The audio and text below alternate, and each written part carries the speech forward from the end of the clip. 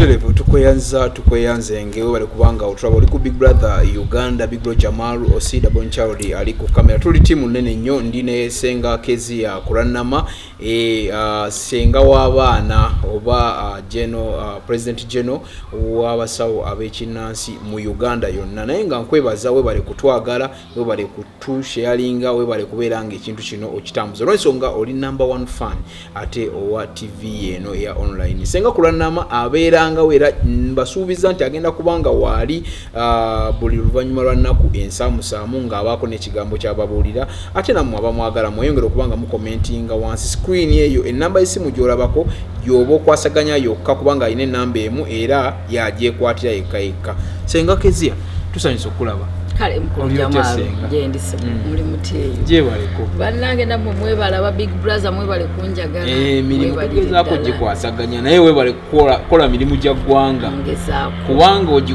ogikola tuba tubeerayo eyo tukulengera n'abatasobola kwogera nga bali eyo nabo babeera mu kamooli bati naye nga balaba bwemanya ensi ekola ki ensi ekulaba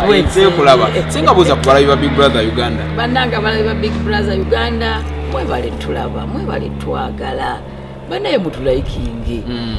wa comment teekayo oba ovuma oba oyaniriza bigambo byaffe byonna tubyaniriza tumanye otulabye era otwagala nnyo mwebale twekuumirako mu nsi yonna.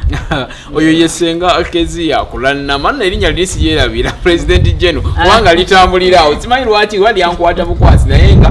lyera gwali munte era litambulira Senga Kezia Kuranama ensonga lwalire tulese briefly tugenda kuyita mu bufunze dakiika nga 5-10 osobola okubeera nga abalabi baffe obaako nekyobatangaza. Tulina office gye twawulidde gyogenda okuggulawo ku Bulange Mengo. Soko oyogereko eri abalabi baffe oba nnyonnyolemu office eri etatugiggulawo ddi era kyazze kityo okubanga gwe nannyini office kati. Office eyo baffe Ssaabasajja yasiima nawa ekibiina ekyatuli bumu ku office ey'okukakkalabizaamu emirimu gyaffe ku Masengere. Era ku Lwomukaaga nnaku z'omwe zigenda kuba 31 zinaaba 31 mu wiiki eno gye tutandise eno. Kaakati tugenda kuba tuggulawo office yaffe eyo mu butongole. Tugenda kubeera mu luggya lwa Bulange bwe tugenda okuŋŋaanira bajjajja b'abaana abasawo b'ekinnansi mwambale bulungi, abaami mwambale amakanzu muteekeko ekifundikwa, abakyala mwambale gomesi muteekeko ekifundikwa, tuweese baffe Ssaabasajja Cuucu Magulu Nyondo Lukoma Nantawetwa ekisikirize kya Katonda ku nsi. Office eyo ali registered ne tuli bumu yagenda okujja oba boyise buli omu buli Muganda Muganda wa Katonda jangu ajje omunyankole jangu naye ng'oli jjajja w'abaana mwenna mujje abantu ba Ssaabasajja oba toli musawo wa kinnansi jangu otwegatteko tusanyukire wamu tugule office yaffe baffe Ssaabasajja yasiimi olunaku lwe lumu tugenda kuvaawo nga tuyingira kulambiro Buterevu ffe baani abatuli bumu. Baffe Ssaabasajja n'asiima n'agamba abatuli bumu mbataddemu essuubi erigenda okukakkanya Kookolo mu ggwanga. Ffe tugenda okusamirira omusambu ogwo okulaba nga tukakkanya Kookolo asusse mu bantu. Eri abatamanyi Kookolo kyeki, Kookolo bwe bulwadde obwa kansa. Yitako emulago mu waadi za kansa ojja kuyitayo ng'okaaba, ojja kuvayo ng'okaaba. Abaana abato, abakyala, abakulu, abakaddiye bonna Kookolo abatadde ku ttaka. Abantu bawumuka ebituli emibiri gyonna.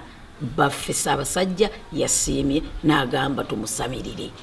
Olw'omukaaga from to open the office we are going to Kulambiro okusamirira omusambu ogwo senga afumise olu nfumise oluzungu nalyo onduleeta bannange bajjajja b'abaana mujjenga mwambadde bulungi pulezidenti jeno wammwe senga kulannama mukyala Jumba aligaweesa jjajja Jumba nno yakulembedde olutabaalo taata Muwonge be batukulembedde mu lutabaalo pulezidenti jeno nenzirira mu lutabaalo n'abasawo baffe bonna mu ggwanga oli mukyoli oli weggulu oli waawa jangu naye ate abatasobodde musigale eyo kubanga twakavaawo mu matikira gange gabadde g'amaanyi gatumenya abantu baali bangi bantu baali bayitirivu eri abatajja kusobola kudda naye oli mu kibiina kya tuli bumu kikukwatako ne bw'oba toliimu kikukwatako kubanga oli munnayuganda ofisi Ssaabasajja yagiwadde Senga Kulannama bagiwadde tuli bumu anti Senga Kulannama yeetisse ambuleera ya tuli bumu is ambuleera mwe twegattira abasawo b'ekinnansi era nze Ssaabasajja gwe yasiima n'empeebwa ebbaluwa ekkiriza okusaalimbira mu basawo be mu Uganda ebbaluwa eyo bannaffe abasinga babadde tebagimanyi nti ekuweebwa Ssaabasajja okubeera ng'osobola okusaalimbira mu basawo be bano abantu ba Ssaabasajja bano abantu ba Pulezidenti Museveni era ne Pulezidenti Museveni naye yampa ebbaluwa ng'eva wa IGP esobola okuba nga nsaalimbira mu ggwanga lye ebintu ebyo nno tubyegendereze nnyo tulina ebbaluwa ezivudde buli mu ministry era tuzirina zonna nja kuba nzibalagako wano abala DC basiima ne batuwa ebbaluwa okubanga tutambulira mu ggwanga lyabwe teweerabira ofisi ya RDC eba eva mu State House direct kati ffe twewala nnyo olw'okuba nti tuli ambuleera okukolera ebintu mu bumenyi bw'amateeka nova eno n'oyingira mu ofisi ya RDC kubanga gwe oli mukulembeze RDC ngambye nkolera kino kikole nedda nze ebyo sibikola bakama bange mbasaamu mwenna ekitiibwa kubanga tuli bannayuganda tuli bantu tulina kwewa kitiibwa tulina okwogera olulimi lumu oli mukyoli twogera olulimi lutya kubanga tuli baana b'abaddugavu oli ku Big Brother Uganda ndine Senga Kezia Kulannama agezaako tuyitiramu enkujjuko ebikujjuko ebigenda okubeera ku Bulange Mengo Ssaabasajja Kabaka yasiimye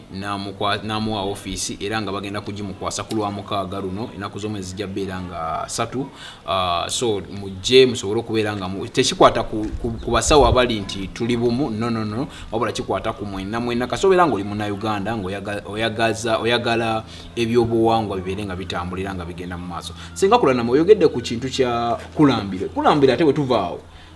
abantu okugende kulambira bonna era obayisi bagende kulambira waliyo ki anti gye tugenda okusamirira omusambo ogwo okusamirira kokolo kulambiro kiri side ki kulambiro kiri side ntinde eyo munda eyo nange simanyiyo nnyo oluva ku Bulange Mengo nga tugenda nga tuwolekera luseregende lwa mmotoka oba luseregende lwa bigere kyonna kye tunaalaba mweteekateekere okutambulira ddala abasawo baffe ab'ekinnansi tuva wano ku Bulange tugenda kulambiro embuutu za kuvuga okufubutuka wano ku Bulange nga zivuga tugende kulambiro zivuge era tugenda kuba omusambo ogwo nga tuguwa ente eba ya black embuzi eba ya black enkoko eba ya black oyo ye Senga Kezia Kulannama Senga nga tuwumbawumba bayite abantu baffe ate obasiibule tuddemu kusinkana ku Lwomukaaga bonna nga bazze obungi kubanga Ssaabasajja Kabaka wabasiimye gwani asigalayo era naawe gy'oliyo yonna situkojje ku office ate munange tubeere abajulizi nga bakwasa Senga Kezia Kulannama office bw'oba omanyi nti oli wannono oba onjagala oba tonjagala naye nga kikutte ku baffe Ssaabasajja jangu tugende tukole omulimu gwa baffe mulowooza y'anaagikola ffe tuyina ogikola ffe abaddu ba Ssaabasajja ffe tuyina okutuukiriza ekyo teweerabira ndi mwana eyeddira ente ndi muzzukulu wa Katongole emulema mu buddu neddira nte akabbiro ŋŋaali weewaawo oyo yesenga kezi yakulanama tweyanze ng'oyongera subscribing liking ate osharing ojjabba okoze kyamaanyi nnyo tukweyanza kutwagala we bali nnyo we bali ddala tujja kumuzza ate olundi